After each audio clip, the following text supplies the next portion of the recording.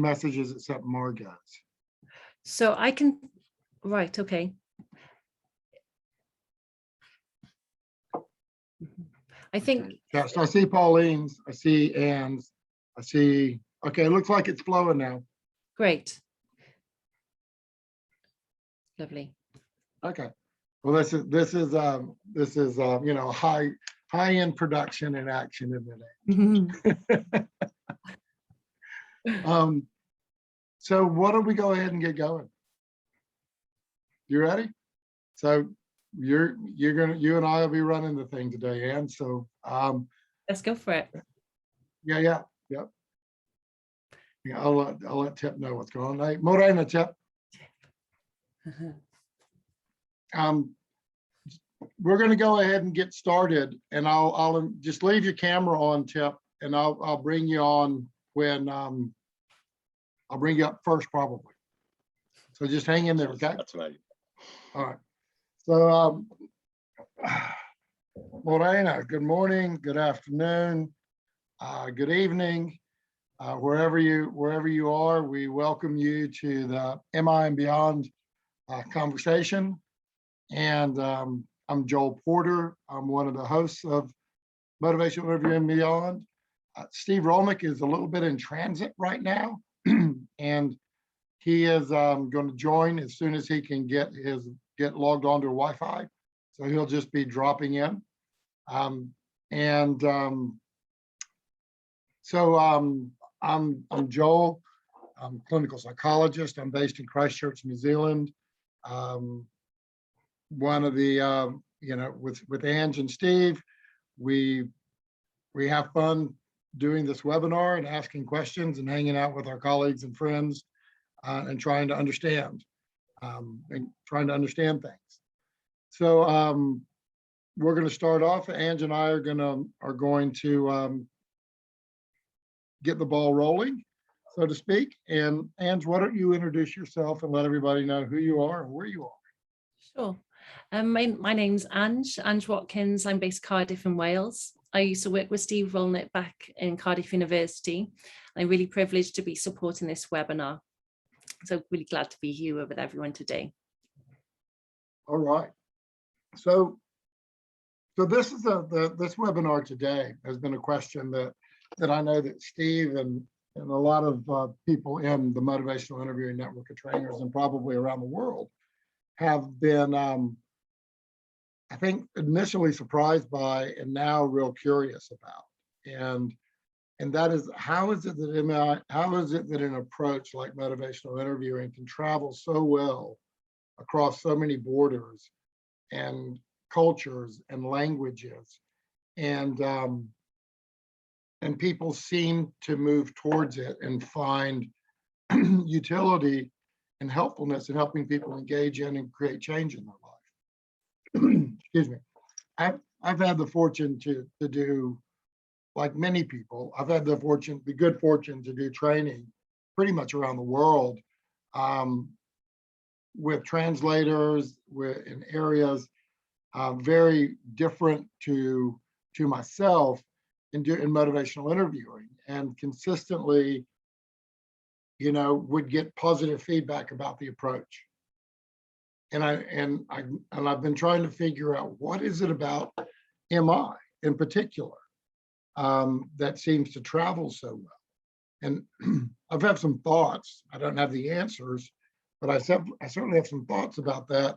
So what Steve and I figured is we would get in touch with some of our colleagues and friends around the world, as well as relying on our international friends and to join the conversation, to try to unpack this a little bit, to try to really see, you know, what is it about MI? And, you know, some of it'll just be our own theories and ideas, but I wonder what sort of common ground we're going to come up with, where we're going to land in similarities, and I wonder what the differences are. So what I'm curious about, you know, as a starter is, you know, y'all's initial thoughts, but also how MI is adapted linguistically and culturally to be able to be practiced in a way where it feels consistent and it feels appropriate, and it doesn't feel like this is a Western approach being transported into a non-Western culture, which happens a lot with psychological approaches. You know, they just try to replicate as opposed to modify and adapt. And then also even things like, you know, reflective listening and change talk and all of those sorts of things. My experience has been that, you know, people talk about change, but they don't do it in the same way sometimes. And how do you deal with relationships, particularly, you know, the old expert trap, when your clients or patients want you to be the expert, or they're not used to coming in and talking about what's going on with them, or having a healthcare provider say, what do you think? You know, what do you think is best for you? And those sorts of things. So these are the conversations I want to have within a bigger conversation. Ange, am I missing anything? Is there anything else we need to add before we get going? I think that's a wonderful starter for 10, Joel. That's excellent. Okay. All right. So the way we're going to do this, and we're going to bring on one of our esteemed, lovely, kind guests at a time. But we're going to just keep building the conversation as we go. So I think I'll just bring Tip up first, and then we'll have a conversation. And then Shamia, why don't you join us after that, and you can comment on what we're talking about and add whatever you want. And then Elizabeth can come on from Brazil. You can introduce yourselves as you come on. And Fergus from South Africa can come on as left. And then at the end, we'll have a conversation, and we'll also be bringing in questions and comments from the chat. And hopefully there'll be people from the audience that might want to, you know, join us as a panelist as well too. How's that sounded? All right. Cool. All right. So Tiffany, my friend, my brother, how are you this morning, man? Kia ora. Yeah, just waking up alert now. Yeah. Should I introduce myself? Absolutely, man. All right. Any way you want. Okay. Well, no reira, kia koutou. Miha te kia koutou, ko hau mai ki tēnei wā zui, ki te whiti kōrero, ki te whakawhānui, whakatinana i ngā kaupapa o te mana o e mai me hoki te mana o ngā mahi hauora ki tētahi o ngā iwi ki te ao katoa. Nō reira, no he au ki te tautōku whaia, ngā ngā rau ki te maunga waihua te awa, ka hanguna te iwi, kura heka kawa te hapu waihua te marae, ki te tautōku matua, no te whenua tiamana ia ko Ngāti Pākehā tōna iwi, ko te Penny Pickett tōku ingoa. So let us translate that, folks. So it's just an acknowledgement for everyone from the Four Winds for arriving and having having a discussion to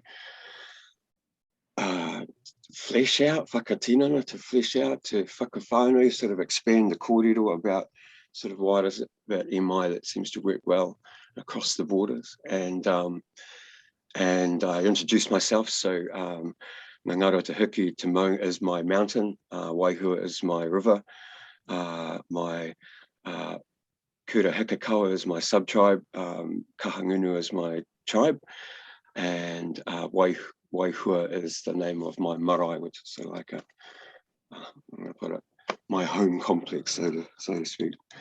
And it's just a real pleasure to be invited on. So yeah, ngā mihi atu kia koutou. So I'm not sure where to go from there, but. Well, Tip, you and I have traveled quite a few roads up and down Aotearoa, and it's been a lot of time talking about motivational interviewing and working within Māori Tikanga. And some years have passed now, right? I mean, quite a few years have passed now. I know you've been involved in a lot of projects projects, and I know you've worked a lot with Kapapa Māori organizations within the country. And so in terms of this hero's journey you've been on with motivational interviewing, as you're coming back full circle, what have you learned about MI and working from, at least a Māori worldview and working alongside Māori, and you just, what got you interested in motivational interviewing in the first place? Well, I'll start with that. Terry Moyers came and did a workshop on the value card sort and the importance and confidence rules, and I was just sold, really. That was in 2002, and then I had the pleasure of meeting you, Bud, and then stepping into that journey of becoming a trainer of trainers, and I want to mihi to you, particularly Joel, because you introduced me to my family. It's a very international family that has so much generosity that exists within us, and that's always really struck me is we give away more than we get, and may that continue.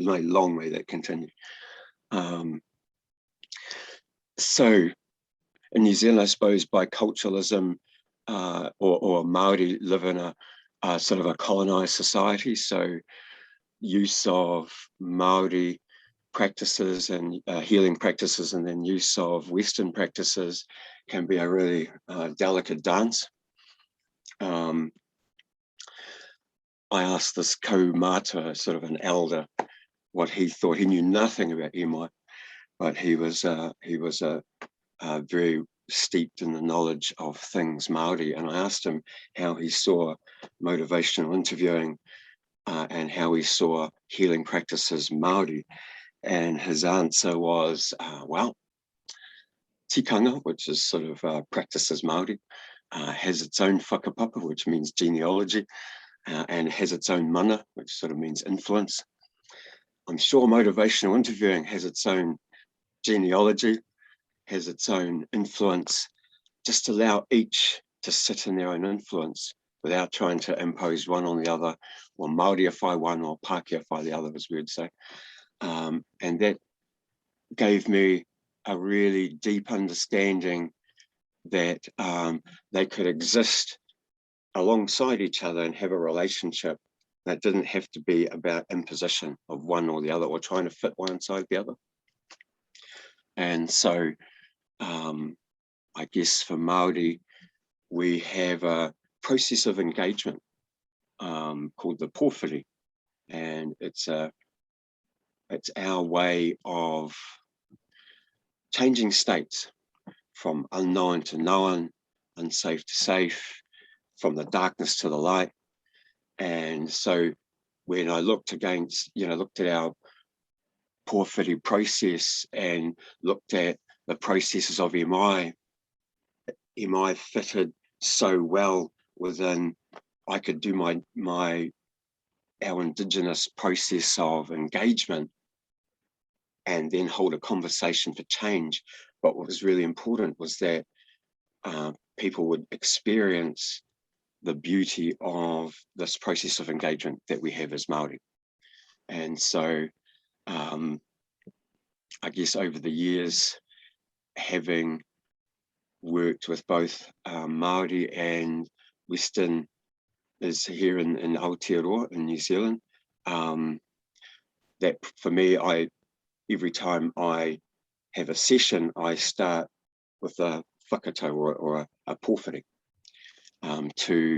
which involves sort of an acknowledgement of the unseen celestial realms, an acknowledgement of the unique shape and person you are and the influence that you have in the world, and then an acknowledgement of where you come from. And that process of creating a container of safety is a wonderful thing as a wonderful experience, and a really safe container then to have a conversation for change for MI. So I guess over the years, I've been able to incorporate our traditional, using, for example, a asking permission, I've been able to incorporate pūrākau, which is our narratives of origin, our stories, and in a healing way, by saying, having somebody talk to me and they're sort of enlightening me about their dilemma, and I might ask permission, hey, I've got a pūrākau that I'd like to share with you that might relate to your dilemma. Would you be okay if I shared this pūrākau? And so I can incorporate our Indigenous narratives in a way that they get the opportunity then to unpack that and to find their change talk through the use of some strategic questioning. And have a conversation for change. And I guess in New Zealand, I don't know what change talk looks like in the Māori language, but most New Zealanders, most people in New Zealand, well, they all speak, most Māoris too, all speak English. So the conversation is in English. So that's also a uniting force, is that I'm not having to translate. It's sitting within the English language. And that does help hugely. I would be really, I guess one thing that might be interesting for me to look at and has crossed my mind is what would change talk look like in the Māori language? And so that's a conversation. Wow. Yeah. And in regards to the pōwhiri and bringing, two people that don't know each other together and having that conversation of who are you and where are you from and who are your people, where do you think, in terms of engagement, right, particularly engagement, where do you think the empathy sits within that? The expression of it. I'm not quite sure I understand the question, but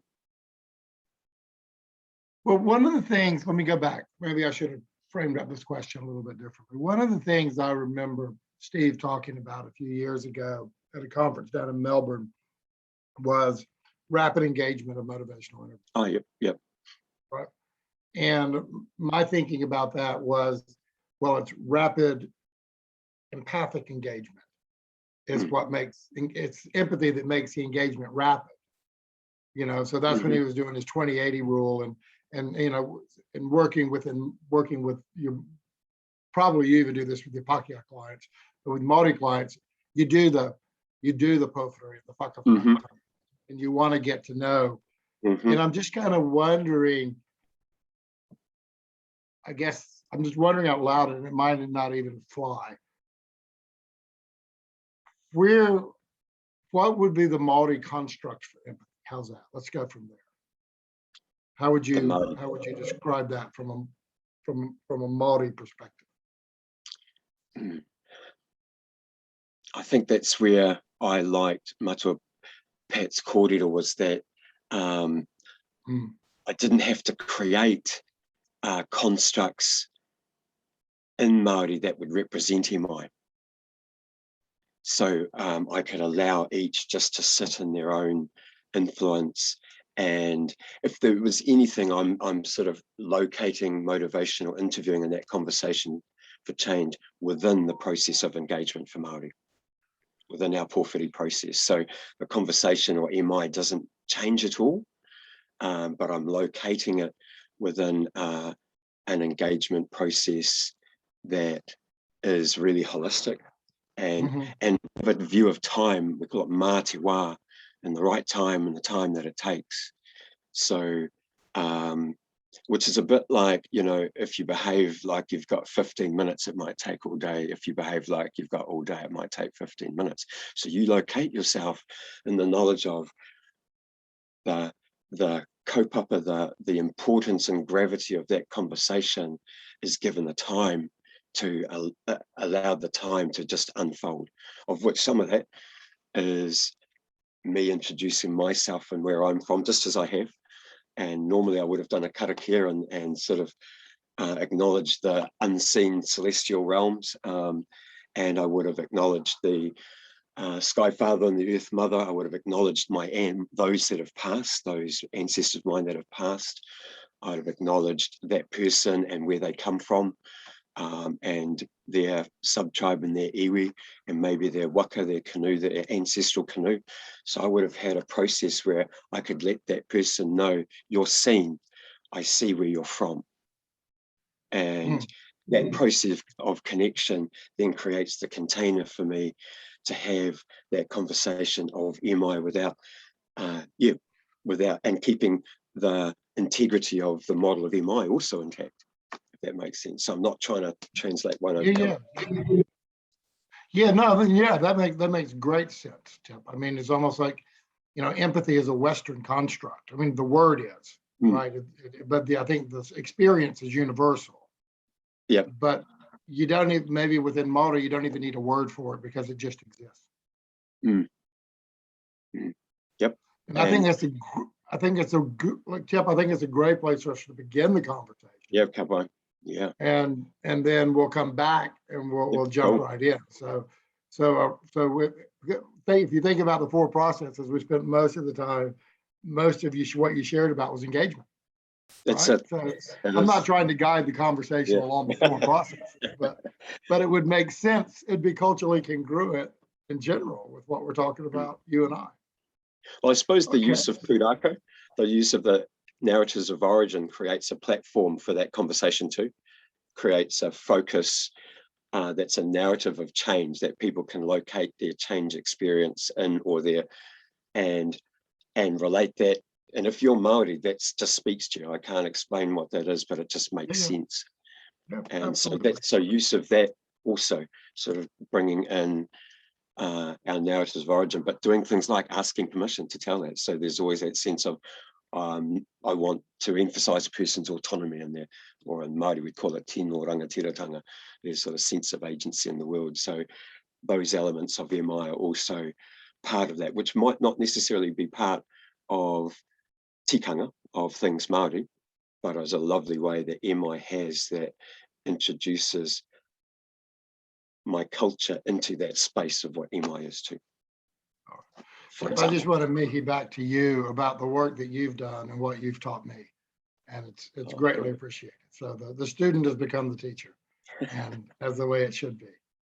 I want to kind of stick with what Steve's request, which was for Shamia and Fergus to hang on as long as possible to give him the opportunity to engage with you guys. So Elizabeth, I'm gonna bring you into the conversation, and if you'd like to introduce yourself and where you're from and the kind of work you do, and you've been around the MI world for a long time, and what's happened down, what you see and what you guys have done in Brazil. You're muted. It's okay, don't worry. This is Zoom world. We're all used to that. I'm Elizabeth. I'm a clinical psychologist. I've been trained by Steve and Bill in 1998. I'm an old person here, I told you. And I was trained in New Mexico many, many years ago, and it changed my life. I used it to work since then with chemical dependence and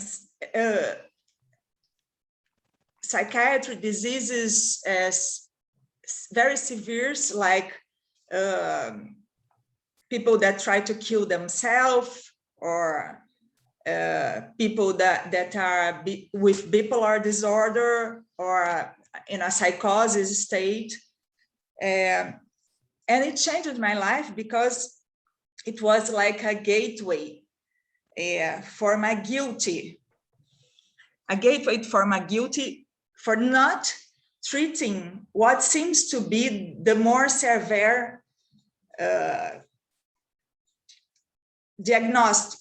Like an example, tell me if I'm not clear because of the language, please. I use it to receive a patient, or trained someone to receive a patient that was an alcoholic. And this person started drinking early in the morning at 8 a.m. And they use it to come and say, I came here to stop smoking. And I understand that people die from smoking much more than with alcoholism. But we know that the change of behavior of someone that starts drinking at 8 o'clock, it's terrible, can make many injuries and car accidents. And I learned how to stop myself trying to force someone to do different and say, okay, I will start with you, trying to help you in the smoking cessation. The point is, I knew how to do it, but I didn't allow myself, because my intuition used it to kind of backing voice saying, go first where he wants to be. But my guilty of doing the wrong thing with that patient that needs to stop drinking,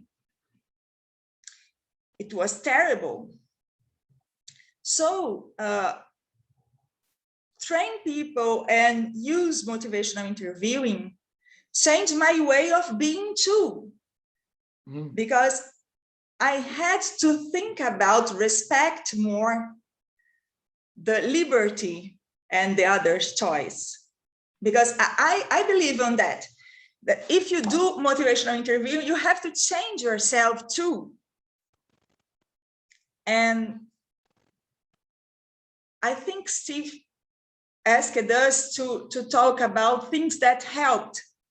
Oh, sorry, but first I'd like to talk about what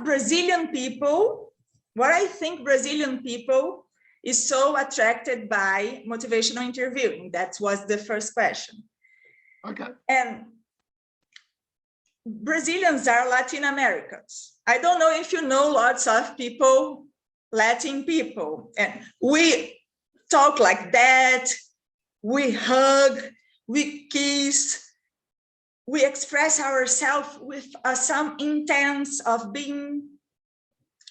And if you compare to CBT approaches, where you have a previous agenda and you do homework and this rigid format, it used to separate the professional from the client in a natural way.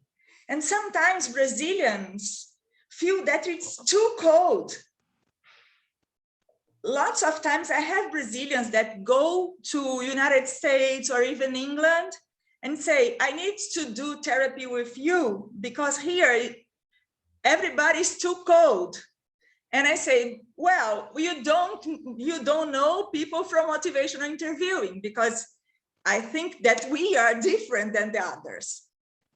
But usually, if you go to CBT approaches, you get a distance. So I think I was wondering why and how. And my point of view is that we are just a little bit, as Latin Americans, more hot, not in the sense of sex. Yeah. You have some term in English that it's hot sex, but I'm not talking about that. We are more I know what you're talking about. warm. It's not hot. We are more warm. So the connection that motivational interview established with the client makes more, I think it's more important for Latin America than the others.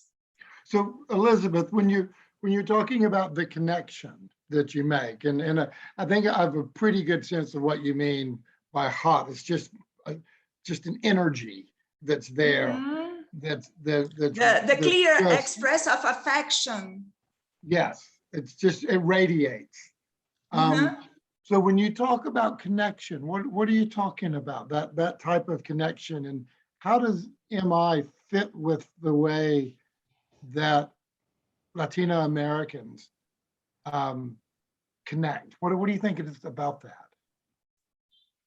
Allowing choices not Yeah. having the professional choice, the respectful, the acceptation of the full person with their doubts,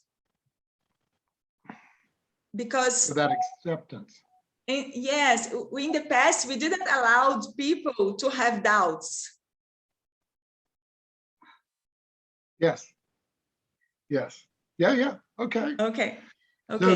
there's something about it, the interaction being more familiar. Yes, As opposed it's a to- kind of intimacy that Yes. happens. I think that this is the word. It's a intimacy in the good meaning of this. Intimacy and close, the warmth, the kindness.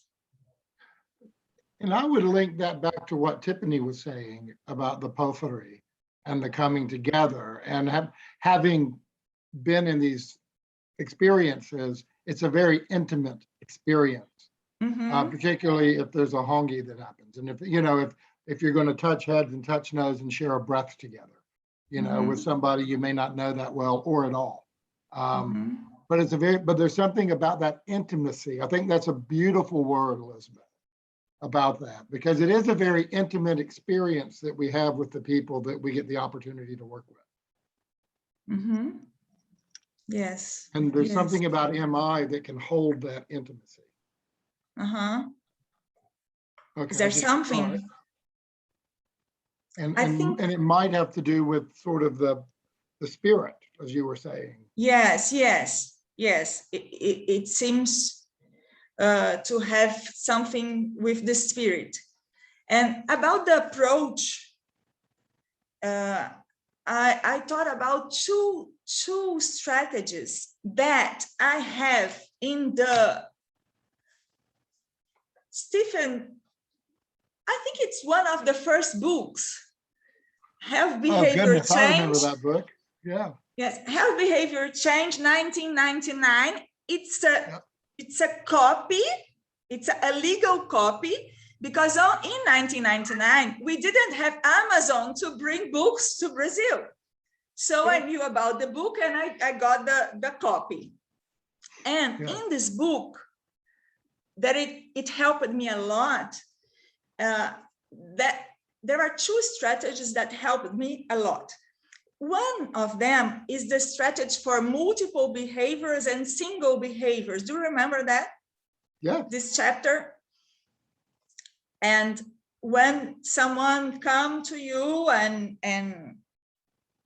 have many things to change, how to choose one to start and not wanting to solve all the problems with the client participation. So they describe a lot in this chapter, in this book, how to choose the most important thing to begin.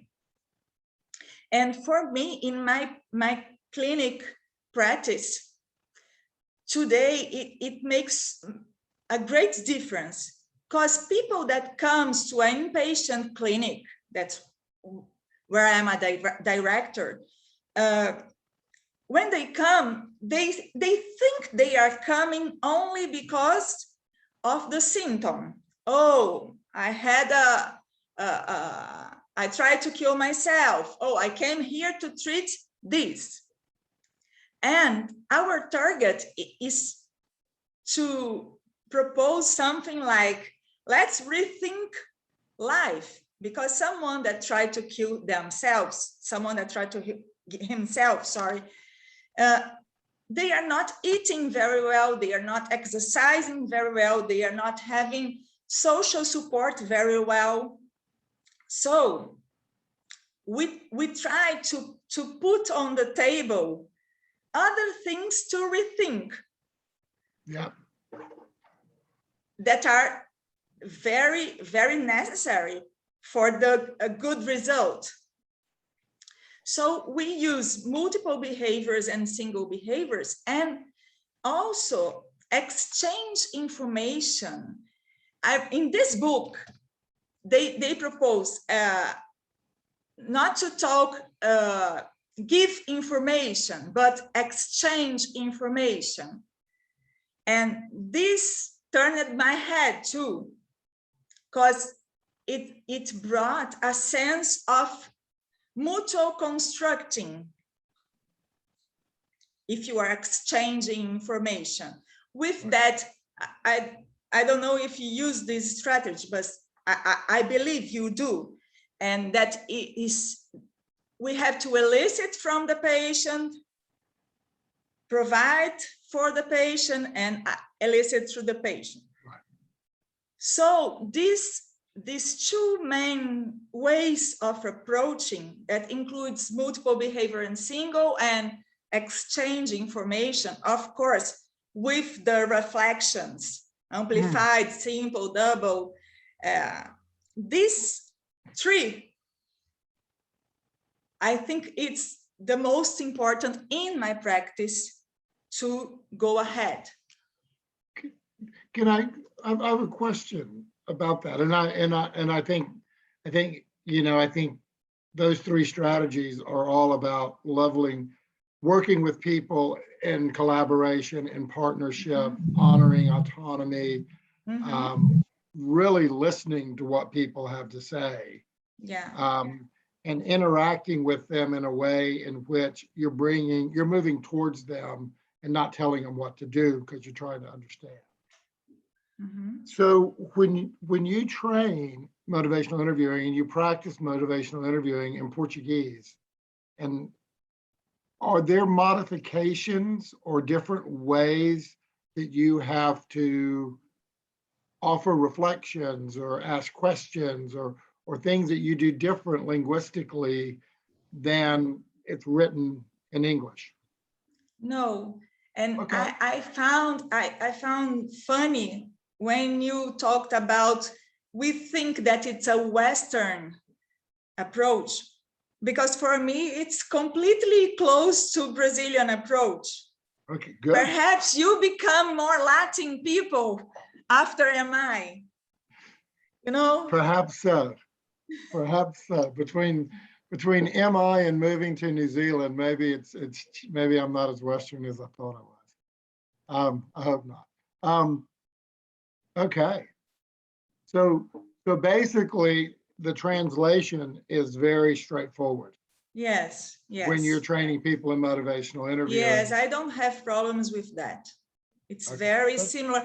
The empathic word is the same. We call empatia in Brazil. Yeah.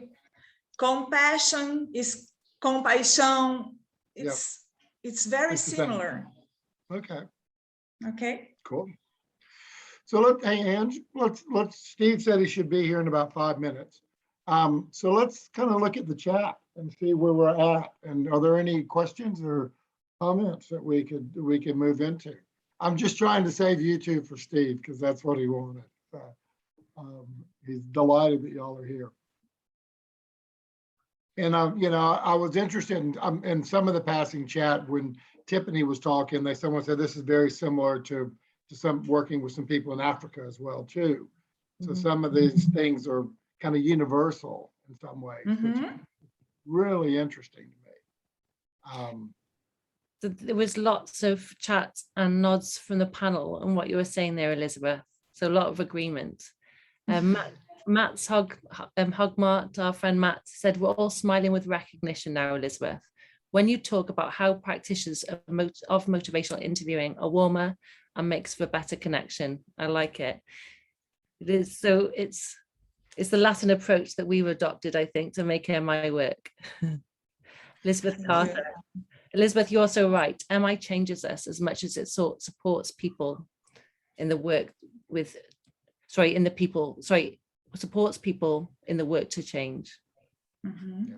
No, I definitely, Elizabeth, the way you introduced yourself with the guilt that you carried around, I got introduced to motivational interviewing, and not only did I feel relieved, I felt guilty because of the way I had interacted with people in the drug and alcohol world, treatment world, before being the sort of confrontational, over the top. Before MI.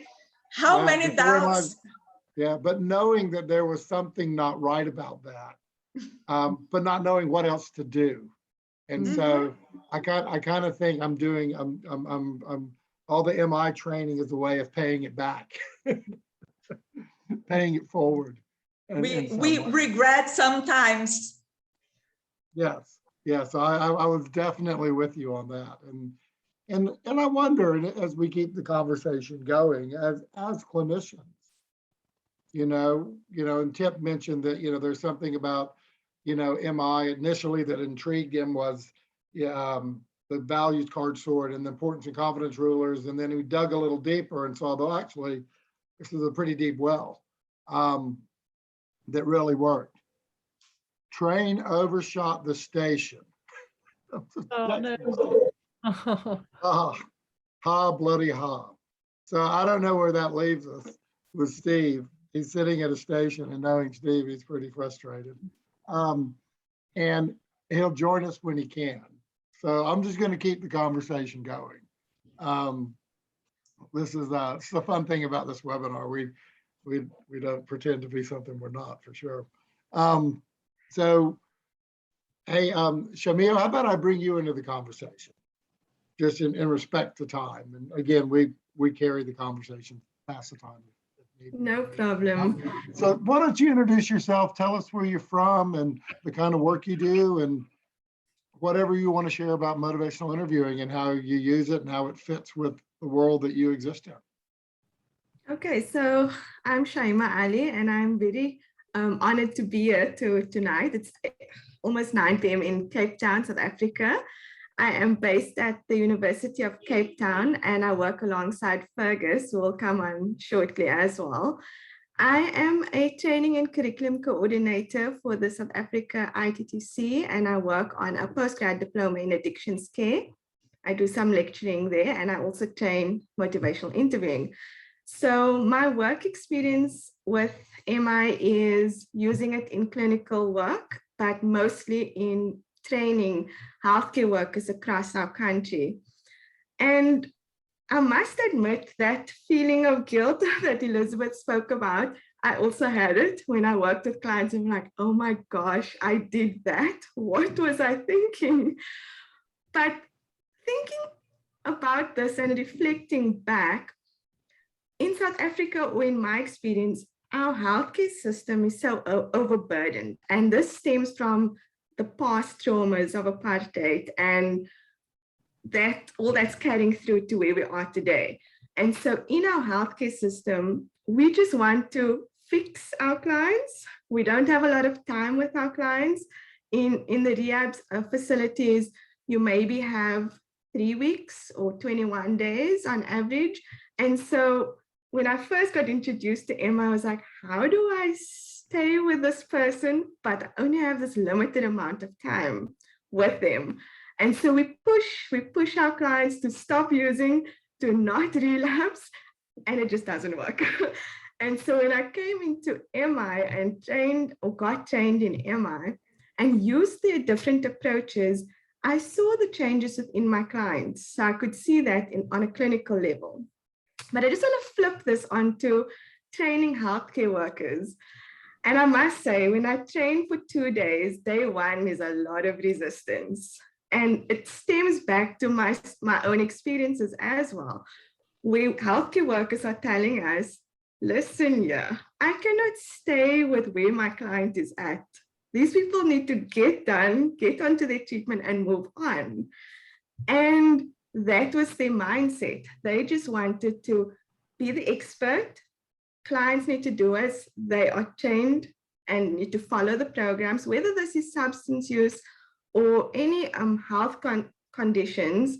HIV is highly prevalent in South Africa. So we have one of the largest amounts of people with HIV. So treatment for HIV is quite rigid. And so they want to get people on medication and healthy. And so day one of my trainings are always very, very difficult because the comeback is I don't have time. I have 50 people on the bench waiting to see me.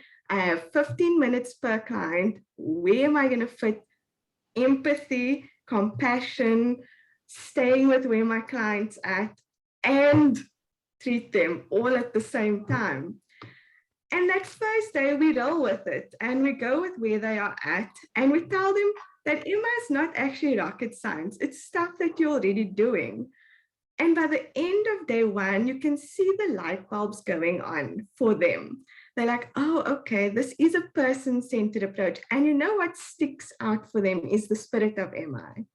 And I think this links to our, South Africa is a rainbow nation. So we've got a range of different cultures, religions, 11 official languages, but Wow. the spirit of MI somewhat resonates with everybody. It's that compassion, that collaboration. I mean, we've got the philosophy of Ubuntu, which is around humanity and community. And so when they have this shift in their mindset where they're not only the experts, but they can come alongside their clients, the spirit resonates with them because they can collaborate. They don't have to come down from expert to patient or client. They can work alongside their clients. And so that spirit crosses all the cultures, the spirit of MI. That way of engaging is the light bulb moment for them. They don't have to scold their clients for not being adherent. They don't have to scold their clients for relapsing. They can try to understand and engage them using open-ended questions are a thing that is like, wow, why did I never ask open-ended questions before? It's always, why did you use? How much did you use? And why did you go to that party this weekend? Instead of tell me a little bit about what happened this weekend. So when we give them these micro skills, which they had because they're all trained, they just never thought about it in an MI perspective. And so those kinds of things really stand out by the end of day one. Although the beginning of day one is quite resistant, they are not keen. And even Fergus will tell you, our postgrad students, they also like, this is not going to work. It can never work. And halfway through the training, the mind starts shifting. And they're like, oh, okay, I see. And I think, Fergus, you can talk about the responsibility of being healthcare workers a little bit later. And the self-care, when we start giving them the snippets of, it's not your responsibility. Yes, we come from trauma, we come from a very difficult, overburdened health system, but ultimately, you cannot fix this person. You can only guide them. And in South Africa, we like to say we're the guides on the side. We're not going to force you. We're not going to push you. We're going to try and stick with where you're at. And so for me, the spirit and that engagement stands out in my trainings. By day two, they are sold. They are sold on MI. They just want to know more. They want to hear more. They want to experience more of it. And they can then relate and see how this can be beneficial for themselves as healthcare workers who are burnt out, as well as avoiding those revolving door clients where trying the treatment as usual approach, being the expert, forcing an issue to a more collaborative approach and seeing that maybe that can help. So that's in a nutshell my experience. Wow. Wow. And so part of that for y'all is just being patient during that first day. Just waiting for the shoe to drop. And so, yes, exactly. And the challenge is that we work with professionals. We work with people across the country. And so it's not even that people are not educated. We work with psychiatrists, nurses, social workers. We work across different professions, but it's that needing to fix the person. And it comes from a good place. And I always say this, the wanting to help somebody comes from a good place, but that long-term motivation for change is not going to be sustainable if you're fixing the challenges or the issues for them. But working alongside them, making them part of their own journey, making part of their own recovery becomes vitally important. And they can see that by the end of day 2. Yeah. Yeah, that's a huge shift for people to make in 24 hours. It is. And Joel, I must say something that Elizabeth also said, they actually feel guilty by the end of day 1. They actually realize like, oh my gosh, I've been doing this not incorrectly, but there are other ways to managing people's behavior change or their illnesses. And it doesn't have to be paternalistic. It doesn't have to be an expert patient relationship. It can be one where they can work collaboratively. It does, but that just brings to life the saying that if the only tool you have is a hammer, you treat everything like a nail until you realize there's some other tools here, you know? Yeah, So exactly. Yeah. Fergus, how about you jumping in and you guys continue the conversation together with everybody? Yeah. Sure. I think I'll just introduce some reflections from from the trainings that we've given from some of the students over the years. I think two of the pointers that come up quite strongly from the students is that motivational interviewing and the process of being able to conduct motivational interviewing, and it allows you to show up to other people that you're training or to some of your patients and clients and really operationalize relational safety. So, someone who's really battling with a chemical dependency, who hasn't been able to trust someone in their life, and has developed trust in a substance, for the first time they've been shown up and invited into a space where they can and are capable and allowed to feel safe. And I think what's being communicated by the students is that safety comes from a clinician showing up on an equal footing and not necessarily and in a not knowing position. So that's just the idea around that. And it would be, I'd be interested to hear, from the other clinicians, Tip and Elizabeth, to see if that's same sort of, they've kind of been able to extract that same sort of idea from people that they've seen.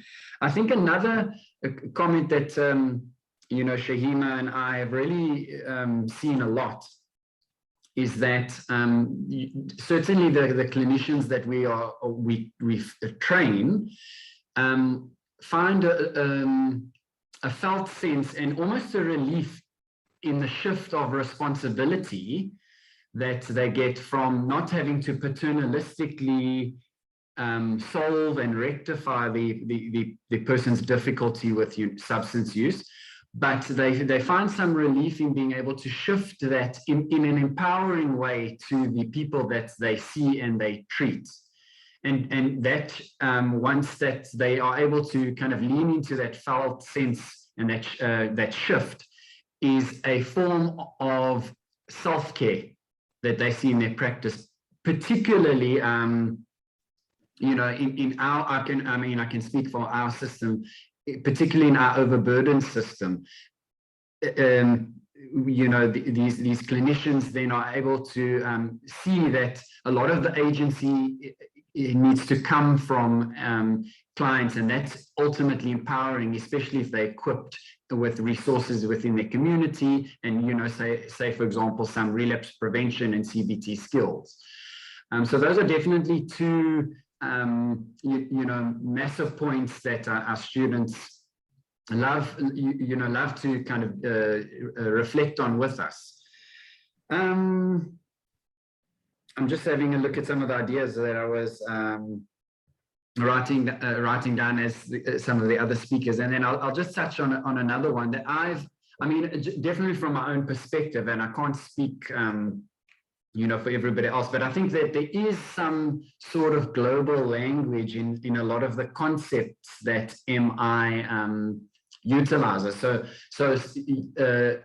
the constructs, yes, and the wording might come from Western language, but I definitely feel that there is a felt sense within a lot of those constructs that are universal. So, for example, in the South African context, there's the construct of Ubuntu, and there's an idea that we are all community and we impact on one another. And motivational interviewing, in some ways, is a operationalization of this idea.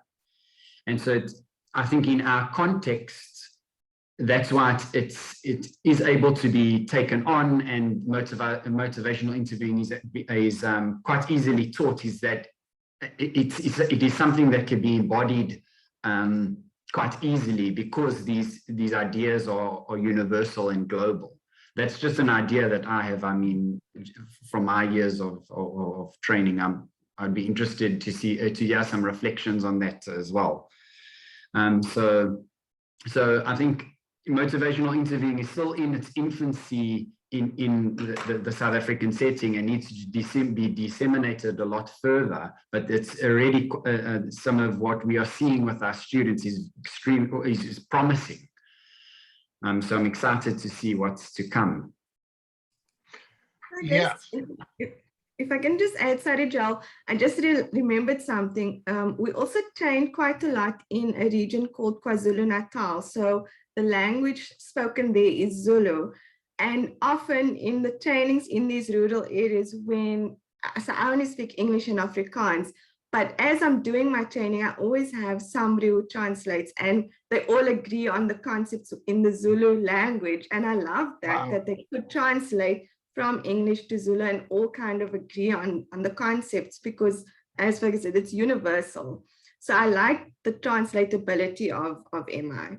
And I've allowed participants in trainings to do little role plays in their language that they're comfortable with.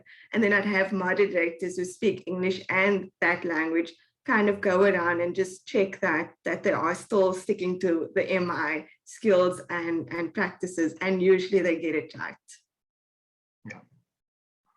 Yeah, it is interesting. When I've done translated trainings into Burmese and to Mandarin before, and the feedback is from the participants that gets translated is that there's some kind of what everybody's saying. There's something about this that fits our culture and our language, and I think for a lot of people it is the relational parts of motivational interviewing, in terms of the spirit and the engagement and expressing of empathy. That there's something about, there's been some interesting chat, and I'm not real good at listening and chatting at the same time, but there's something about that translating somehow, because I think that's unique. I really like what you said, Fergus, a global language, of people. Basically, people like to be listened to, and they like to have someone give them their full attention and to try to understand what they can't figure out for themselves, but not fix it. It's a balance, isn't it? It's a real balance. Yeah, I think I find if you strip away the language and the words, it's an invitation and inviting someone to sit in your presence and present themselves as who they are, in the hopes of being able to find a way that they choose to move themselves forward.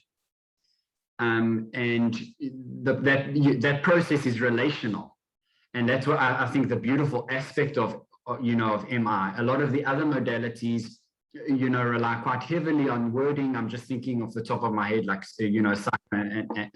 analysis, where the technique is being able to translate, interpret, and that's, wording heavy, and the power dynamic bit that lies in that interpretation. Motivational interviewing is allowing yourself to come with difficulties and all, and whether you have the language or not, present yourself and think with someone who is caring about how to move yourself forward. And ultimately, you have the decision and are participants in that process. And that's what makes it quite universal and is and translatable to each and every setting, because that's what we all want to. Everybody wants to be seen, and the difficulties that they experience acknowledged. Yeah. So quick Steve update. He's in a taxi going to a hotel. He hopes to join us. Just tracking him, putting our support his way. So Ange, what are your thoughts about, this has been a pretty robust conversation, and we could probably, if we were all sitting in a hotel lobby, we could talk for hours on this. And I'm wondering what's the best use of the rest of our time. Nava had an interesting comment. She said, when you're working in educational systems where the teachers have to be the experts, and it makes training motivational interviewing, teaching motivational interviewing really hard. How do you kind of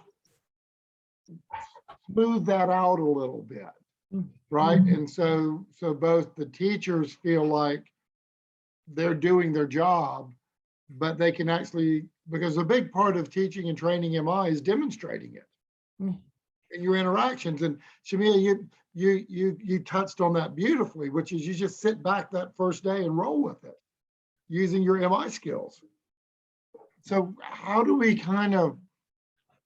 sort of smooth those rough edges out around the people who have identified MI as a skill, and now they're tasked to train or teach it, but they haven't necessarily maybe been through the training themselves and don't have a lot of experience practicing? There may not be, my solution would be what? Go to a training in MI.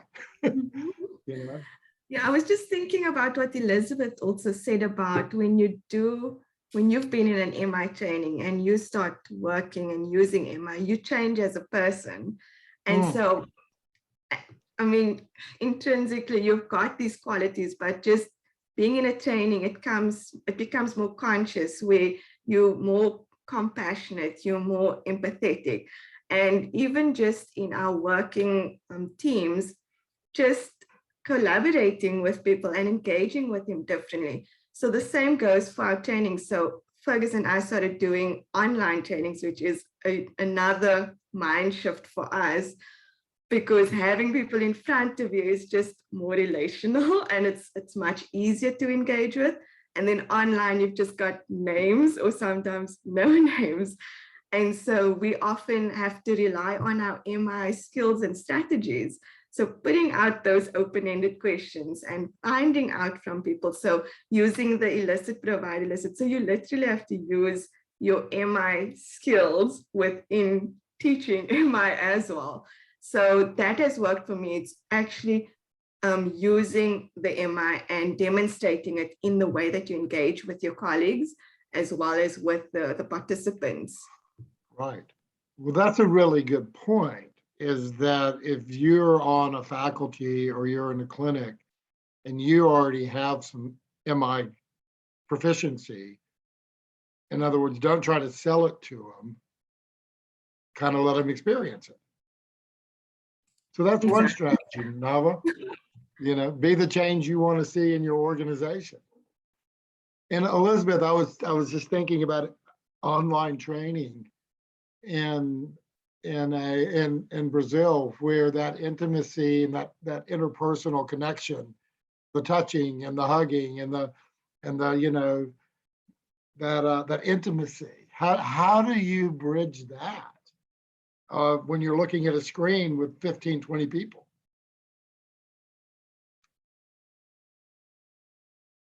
You're muted again. Don't worry. Sorry. It's all right. In the first time of the pandemic time, it was very strange for all of us, because we were forced to. After some time, I think we can manage and try to bring this intimacy in the screen. I had friends that used to say, oh, I didn't like, my therapist started doing online sessions. And I say, why? Oh, because she stayed without telling me anything. That neutral point of psychoanalysis. So if you don't interact in life, you cannot interact here. So I think we were forced to learn how to do it. The pressure of life, the pressure of a war. Yeah, I think. And the adaptability of each other. Yeah, I think so too. I think it's forced us all.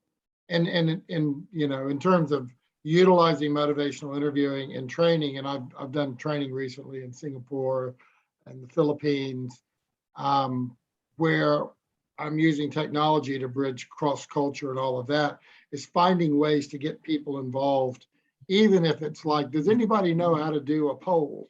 You know, getting people going in the conversation, connecting with people in some way. Mm-hmm.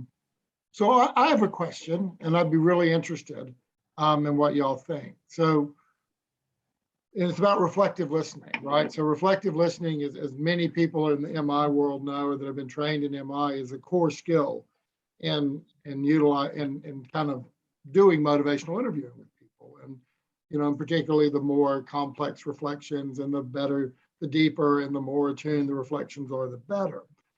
And so I was doing an introductory training with a group in Singapore. And no, it was an advanced training that I do. Sorry about that. I did them back to back.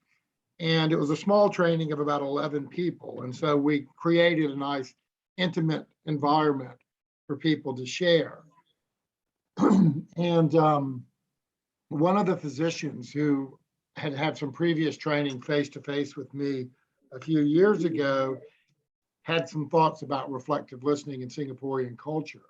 He said, you know, he goes, I can't speak for all Singaporeans, but in general, Singaporeans don't rely on inference in their interactions with people.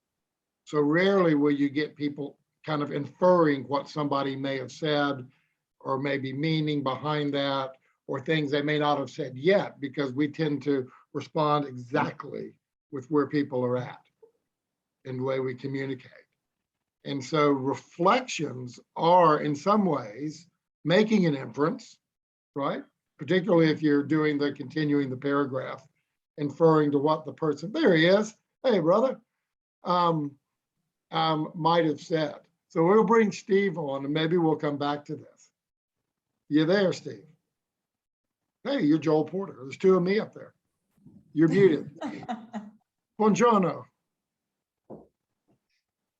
So, Steve, we're here. We've all been tracking your journey. We're glad you're here. Welcome. We've had a lovely conversation up to this point, and I'm not going to try to summarize it, but if you know, Tiffany, if you want to try to give a summary of what the ground we've covered, you're muted, brother. That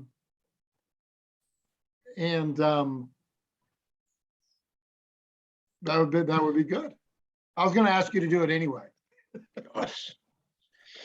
Just to bring you back in the conversation. I might not have been paying any attention whatsoever, but you know, what stood out to you so far? What dots are you connecting within yourself about MI across cultures based on what we've talked about?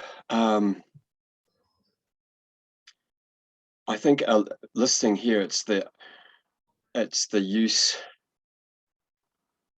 it's aspects of MI like empathy, some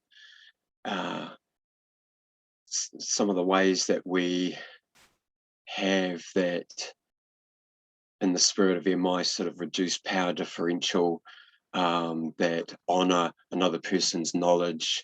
I suppose I've got the sense, actually, there was someone put in the chat, I got a sense that we were explaining MI and how that worked. And towards the end here, we're now starting to move towards I'm not sure if I'm explaining this very well. When I've listened to people, it seems to be that we're talking about, we're locating MI within the cultural framework of whatever culture it is, and saying what works well with MI and why that works well within the culture. And I think we're just sort of starting to move now towards how maybe like you're starting to look at what is it about a culture and the way they view the world and the way their language works that might create interesting dynamics for the use of MI. And that's really interesting. You know, it's like the question I had, what would MI look like? What would change talk look like in the Māori language? And it might look very similar. We've certainly got language of desire, we've got language of ability, language of reason and need, and maybe it'll look just the same. But we also have things like proverbs, our whakatauaki, that process of engagement I mentioned, and other aspects, particularly sort of and I know this is the same for Brazilian culture too, Elizabeth, it's the acknowledgement of the unseen. It's the acknowledgement of the spiritual realms. That's so fundamentally important for anything that I do.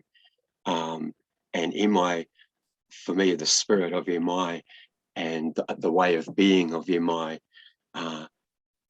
is a manifested extension of those unseen spiritual realms. I don't know if that even makes sense, but for me, they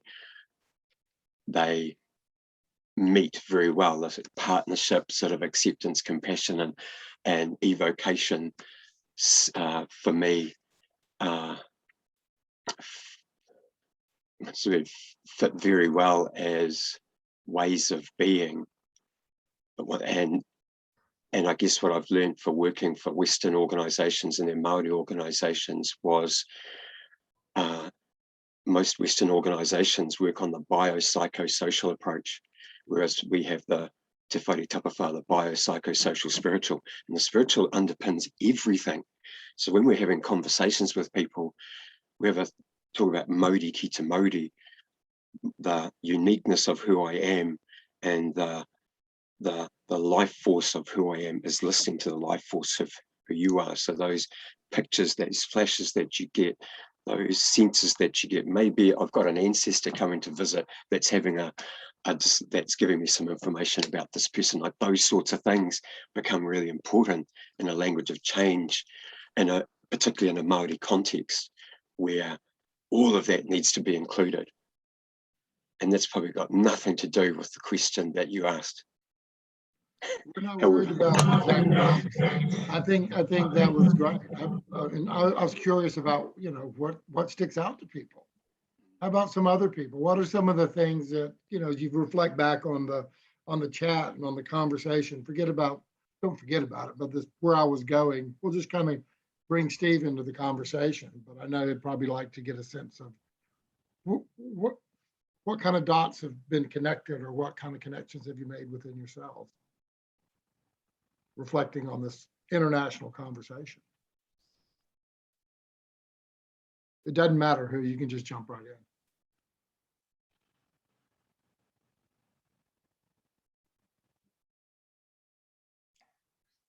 I didn't understand your question. Oh, thank you. When you think back on the conversation we've had for the past hour and 15 minutes, what are some of the things that really stand out to you about MI across cultures that you've heard from our colleagues in South Africa and Tiffany and a bit of myself and your own reflections? Where are you seeing the connections?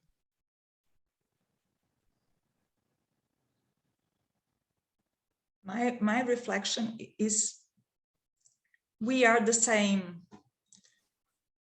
We didn't choose MI because of nothing. I think we chose MI because we all have something in common that adapts with some concepts and the basis about empathy and compassion and warmth and care. I think we were all the same. Mm. And I started this session thinking, what do we have different? Oh, how Brazilians are different than Yes, we have some culture difference, but we are the same. It's lovely. Shamir, what are your thoughts? Yeah, I agree with Elizabeth. I also see quite a lot of similarities.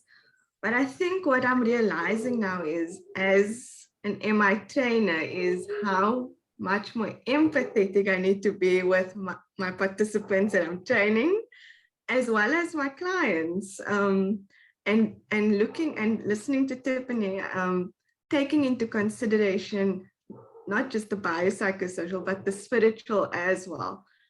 But it still won't change the way that I would engage them using my MI skills. I think that's what I'm picking up, is that it's still translatable across the different cultures. And I saw a question around religion somewhere in the chat, and I can see why there might be some barriers to using MI in that realm of using, looking at the religious aspects. So, for example, I come from Islam, and it's a very like, you need to do things a certain way. And so you need to kind of treat the person also in that way. But even other religions or cultural or spiritual aspects in South Africa, or in the context of South Africans, is different layers. And I can see where there might be some barriers to using MI. But at the end of the day, that relational aspect, the engagement, still stands out. It's still being collaborative, still asking somebody, what do they think? What do they feel? What do they think is best for them? And so moving from, you need to do this, versus let's hear from you. What do you think you're able to do within your community, within your religion, within your culture, and getting that information. So it still boils down to being able to use the different MI skills and crossing those barriers. So I think that's my summary. That's lovely. It's lovely. Fergus, passing it all over to you. Yeah, I think I'd like to echo, I think, what everybody said. We always have to, be quite sensitive to the context that we work in, and especially, any difference, because we don't want, people that we're training or people that we, treating to feel othered in any way. And I think MI, MI allows for the localized knowledge and different, cultural ideologies. It gives these ideologies a voice.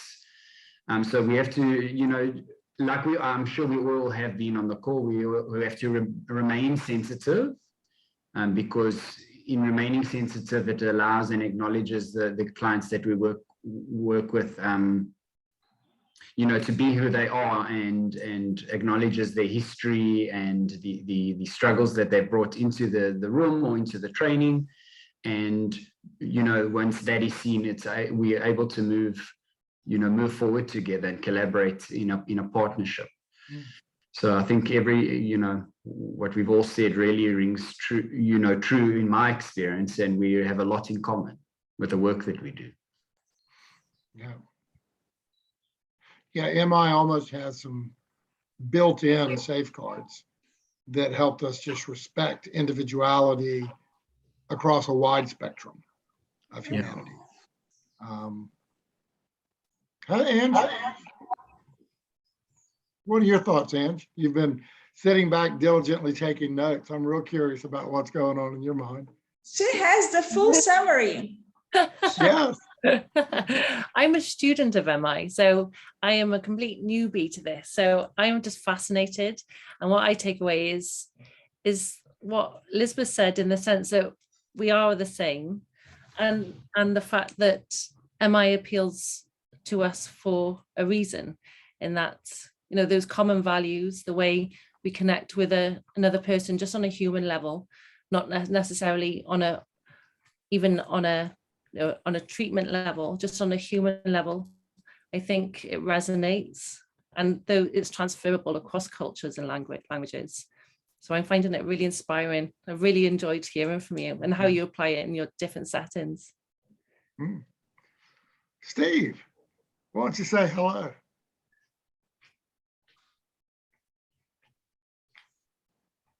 You're muted, my friend.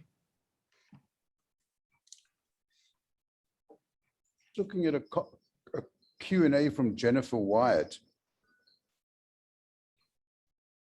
Yep. Let's be frank, us psychologists got going here and got a little bit technical and full of jargon. Okay, and Jennifer's wondering, okay, when you cross cultures, what about linguistic devices like using might instead of what will you do? Now, I feel a bit ashamed of the technical jargon, and I noticed that when I went out and worked with Shahima and Fergus, I was very interested to see how you frame things, because presumably you've been doing a degree of translating.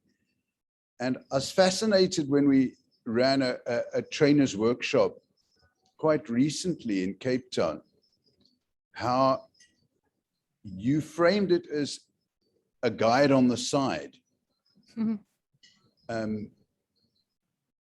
which has been ringing through my brain a lot. And I've been wondering, okay, if that's how you translate it, is it MI that actually happens if people absorb that idea about a guide on the side? And like, I'm comfortable that that is probably what happens, because there's a fundamental view that you convey and that I think we all share, which is that people have within them resources and strengths and to address challenges that they're facing with the help of a guide on the side. So that comforts me. And because I noticed that when I worked with you, you weren't presenting this, I think, useful but not useful idea. You weren't just relying on the fact that MI is good for engagement. We know that, and everybody enjoys being listened to. But MI is more than that. And so, and I noticed in your comments right now that everybody's kind of grasped that. It's not like you came out of this discussion saying, yeah, people like to be listened to and engaged with, and therefore MI crosses cultures. I don't get that impression. So yeah, I'm feeling a lot more heartened than I was in recent months. I think one of the things, Steve, that's kind of emerged for me is that, yes, MI is a lot more than that, but unless you can make a human connection, or as Elizabeth said, be able to make an intimate connection or human connection with somebody, you may not ever get to the other parts of MI. The first step is connecting with people, and most people seem to resonate to some very similar things about in beginning a conversation about maybe making a change in something. But then that also that spirit of MI, flows through the entire conversation. It's not just something you do at the front end, and then you get into talking about change. Does that make sense? Yeah. And one of the things that I do, and particularly when I'm training in another country or with another group or even another organization that I don't work with, is say, let's learn motivational interviewing, and then you interpret it into your world. So will, might, and, or but, if it makes a difference in your language, in your world, then it makes a difference. And I think sometimes people really want like a manual of what to say and what not to say. And kind of wrestle a little bit with like, okay, now you know it, go take it and run with it.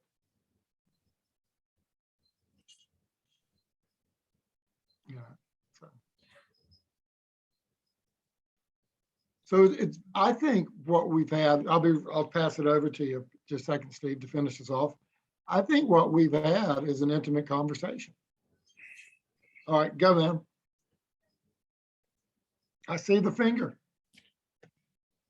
Something that struck me in recent years is the extent to which MI occurs naturally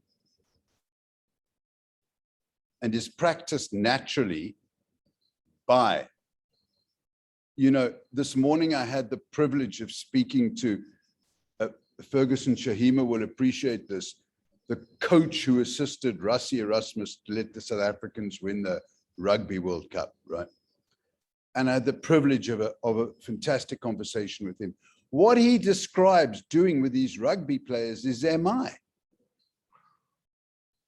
So there's a certain arrogance in these psychologists who construct this thing that's, you know, called, got all this jargon and stuff like that. And I think it calls for a lot of humility that, you know, this is a natural healing and helping process that is already widely used. Change talk happens naturally. Empathy is something that people do. It's why we're human. And it's just the way we've sort of put it together and called it MI. Okay, we've wrapped it up in this way. But I think it probably crosses cultures because it happens naturally. That's, yeah. That really resonates to what Elizabeth said about, you know, how people connect. It's just an antipony, you know, it just flows right into the normal, natural connection for a lot of people. Absolutely. Absolutely. All right. Well, look, folks, we're at, you know, 7:31 my time in the morning. It's 31 past the hour. Officially, we're finished. If you got things you need to do, you're welcome to jump off. We still have 72 people here. Typically what we do is we just kind of open it up. And we keep the conversation going. If anybody from the audience or Steve or Ange, if you spot somebody in the audience and they want to come up and join the conversation, they're more than welcome to. And we usually keep going for, you know, up to about 30 minutes, if as long as the conversation is alive. And if it comes to a natural end, then we say farewell. So give me a second. Steve, if you want to talk to your colleagues from South Africa and keep talking with them, go ahead. I'm going to look at who we have left and see if anybody wants to join us. Okay, Shahima and Fergus, can I ask you, and I know also that Goodman Sabiko is here with us tonight, and it might be fun to bring him on because I've got a very specific question for you, okay? Which is that how well received is a reflection in different cultures and different languages? It's a very specific question, okay? Now, I know that in a language I share with Fergus in Afrikaans, it's probably okay. It's probably okay. But I wonder, you know, Fergus and Shahima have been training people whose first language is very different to English. And I'm wondering whether you've come across this problem. And if Goodman's online, which I think is, bring him on. I know he won't mind, but can we hear Fergus and Shahima first? Sure, that's quite an interesting question, Steve. And yeah, it's going to be nice to think of, or take a few minutes to think about. Okay. Yeah, being an English speaker and an Afrikaans speaker, I think when you reflect back to someone, it's kind of seen as a sign of being interested and checking your understanding of what they are saying. Something happened. Okay. Tiffany had to go. Yeah.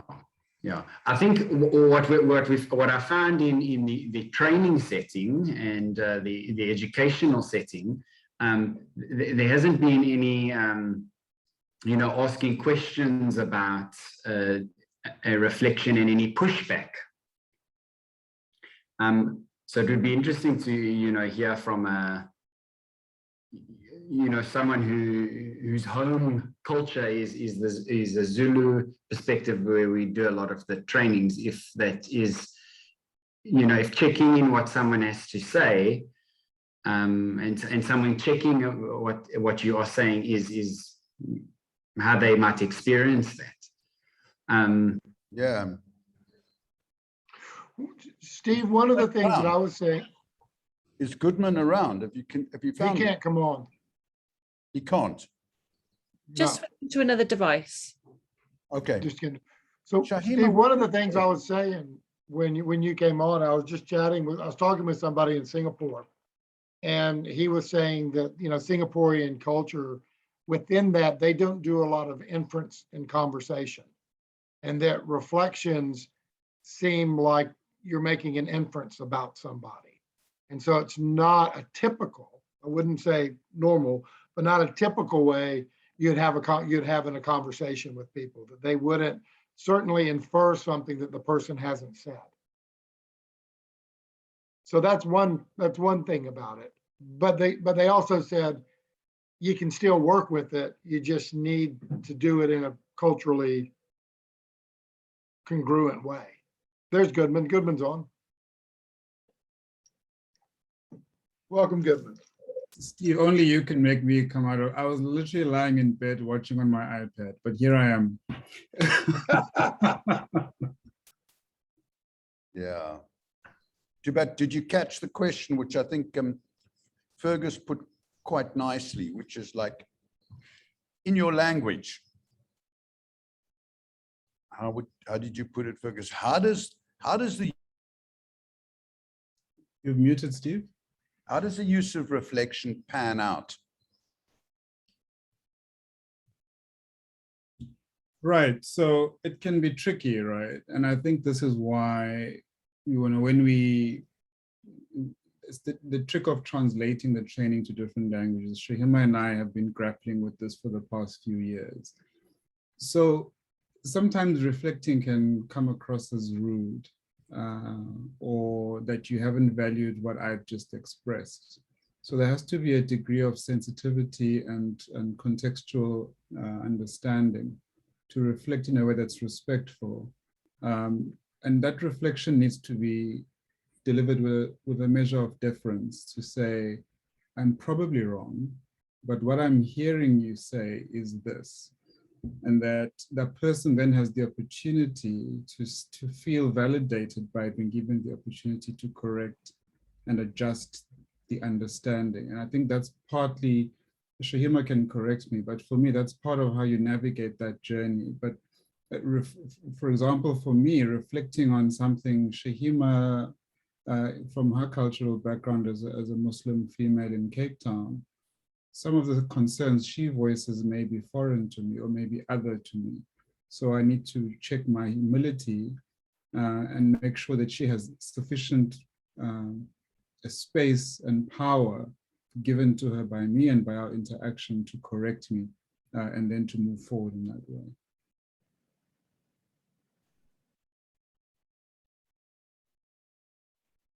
Yeah, I'm just trying to think about this more broadly. And how tricky it can be trying to always give the person the space to correct you if your interaction is not in the most appropriate way. But then sometimes I feel like I can go down a rabbit hole trying to overthink it. And with MI, I think because it's conversational, and hopefully our clients would be quite comfortable in the conversation, that they can be like, no, that's not what I meant. And then kind of try again. And even in English, we tell our people that we are training that sometimes the reflections might be off because you misunderstood what your client is saying. It's okay to take a step back and rewind and ask them to perhaps explain that again. So I guess, yeah, for me, the language part, I'm not so sure of how to navigate. So I know, so I'm not good at Afrikaans, but I used to try to counsel in Afrikaans. And I would tell the person up front, like, please correct me if I'm getting it incorrect in what you're trying to say. And I think that's the part of humility and just being a human, is to accept that we won't always get it right. And that's okay.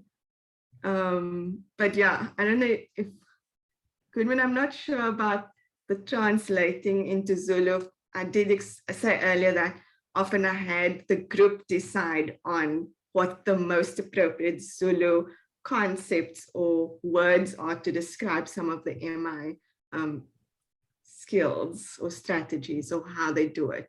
I'm not sure what your thoughts are on that. I think that's exactly it, isn't it, Shahima? Because in that moment, you are transferring the power to them. In some ways, you're actually modeling what must happen in the MI interaction. You're saying, I'm coming here with knowledge and with evidence, and I know what I'm trying to transfer to you. But why don't you help me understand what this means in your context? And a part of what Steve and I have discussed, and some of the other folks we've done some podcasts with, is in our context, we're also dealing with folks who historically don't have the power. They've never been given the power to be active role players in their own wellness, in their own health seeking, in their own accessing of resources. So now you're giving them power. So beyond even the translation, translating the relationship to something they can understand. How do I function as a Zulu woman who is the sixth wife, who has to ask the main wife for permission to say something to the husband, for example? How do I now have power to determine what my resources are? How do I have power now to tell you what I think you mean? So that's the complication, I think. I'm open to Fergus and Shahima correcting me. By all means.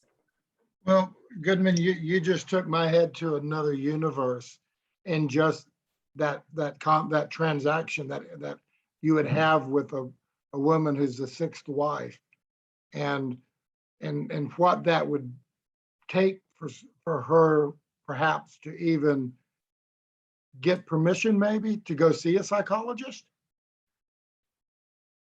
And then right. to be sitting down and to do motivational interviewing, because she's holding all these different relationships in her head.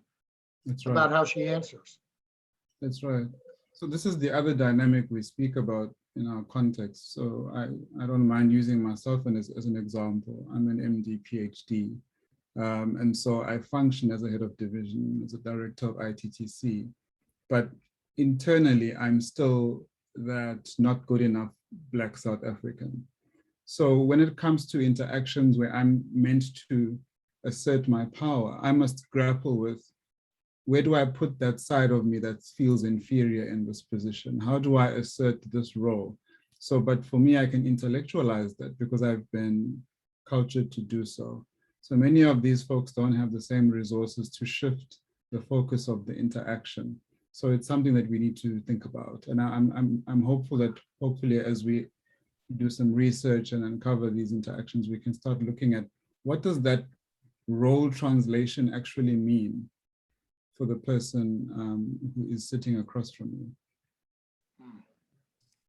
I think, Goodman, this takes me back to my initial thoughts where I said within our context, there's usually this expert-client relationship. And so our professional healthcare workers are taught to provide a service in a certain way. And the clients or the patients expect to receive that from a doctor. So if you go to a doctor, you expect them to just treat you, give you the medication, and off you go. And so when we start training healthcare workers in MI and they start asking questions like, so what is it that you think you're able to do or achieve? Or what are your resources? It's a shift for the healthcare worker and for the client. And that it's that building out of the self-efficacy as well for your client. But the role of the healthcare worker is vitally important then. Yeah. You are the expert, yes, in the content of treatment, but they're the experts of their lives. And here you're giving them an opportunity to take the role of an expert in their own lives. So there's so many layers to this. As you were talking, I had the same reaction Joel had when I was talking, when you were talking about what their expectation, you know, a lot of people, when they go to the clinic, they expect an injection. So if I don't get an injection, that means I didn't see the doctor. So if they come to you for assistance and you don't tell them what to do, so certainly initially you risk giving them the impression that they actually haven't got the assistance they needed.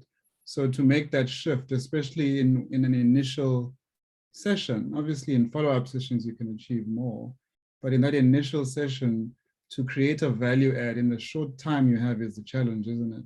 Because this person came expecting that Shahima is going to tell me, stop drinking, stop eating sugar, stop doing this and do that. But now Shahima is asking me, what do you think you need to do? Like, what are you talking about? I came here for you to tell me. So it's that value proposition shift as well. Okay, I'm gonna shut up now. I had a psychiatrist in Burma tell me, or Myanmar tell me, that when he goes to the northern mountain district, that the tribes up there think that he should be able to look at them and know what's wrong. And so he said, for me to ask my patient up there, what do you think? I'd lose total face. Elizabeth, let's bring you in the conversation. How does this dynamic play out in your work? I think you're muted again.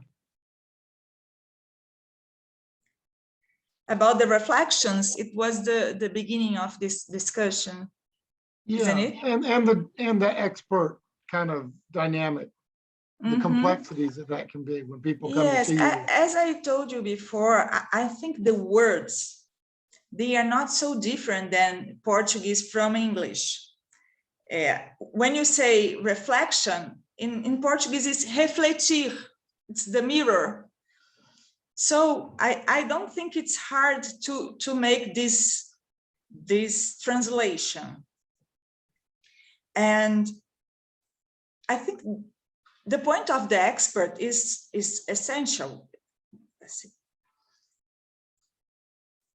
I changed, as I told you, I changed a lot, not being the expert, because I have two places to be the expert. Because when I train people, when I treat people, when I guide my team, they often ask me what to do. All the team, oh, Elizabeth, what do you think about this patient? What do you think I have to do? And I have to elicit from them the answer. So I train motivational interviewing with my team, showing them how I use this for them know how to do it. So I think I can be the example or the mirror of them for how to do it. And in this way, I make the choice of not being any expert. That it's what I think what we identified ourselves with motivational interviewing. It makes a great difference. Yeah. You know, yeah, that's very, very heartening what you say about Portuguese and English.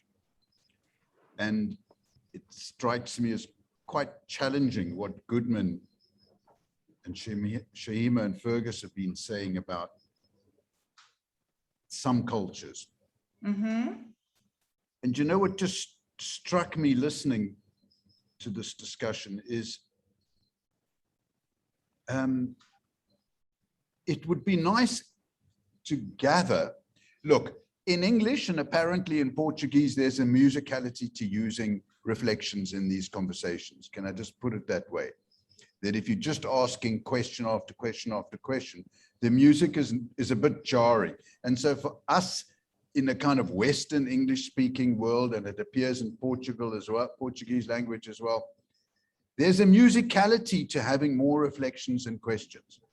Okay? We can write it down and show you and sing the song, okay? But isn't there, it's a bit of an arrogance in sort of then saying, okay, Fergus, right, make sure you get those guys in that foreign culture to kind of learn this music, right? And what I wonder is, what would be really beautiful is if we could get some examples from these other cultures where reflection isn't used, but there's still there's a different music, but it's still MI. That would be such a lovely conversation to listen to. I mean, when Shima, when you were talking earlier about having your trainings translated into Zulu, and I was thinking about Tiffany, I was just had to imagine Tiffany having a conversation with some of your Zulu colleagues where they could talk about, language and, find a common way to talk about that, just wouldn't that be fantastic, Steve? To have people, to be a fly on the wall, just to listen to how people from different worlds from us talk about these. That'd be fantastic. I don't know. It sounds like it's a different kind of music, maybe.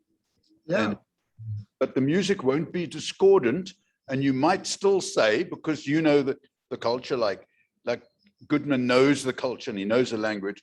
Goodman might still say, "Don't worry, this is MI," but the music's going to sound different because there's not a whole lot of reflections, and there's quite a lot of praise, because praise in Zulu culture means something different to praise in our culture. There's a whole lot of things which we might not be expecting in our music. Yeah, absolutely. Anyway, there you go. I shouldn't really be taking part in this. I'm completely brain dead. Oh, no, you, of course. I It cannot. wouldn't be the same without you, Steve. I'm completely shocked here. Well, no, I'm just surprised you made it. We were all tracking you by your messages. Oh, the train overshot. So I'm amazed that we still have 42 folks with us, but it's coming up to 8 o'clock. And so what I'd like to do is I'd like to round off the conversation. And just, one is I want to, Goodman, thanks for joining us at the tail end. It's greatly appreciated. I would love to be able to sit down and have a cup of coffee with you and talk through some things. But anyway, such is the world. Elizabeth, it's been delightful to meet you.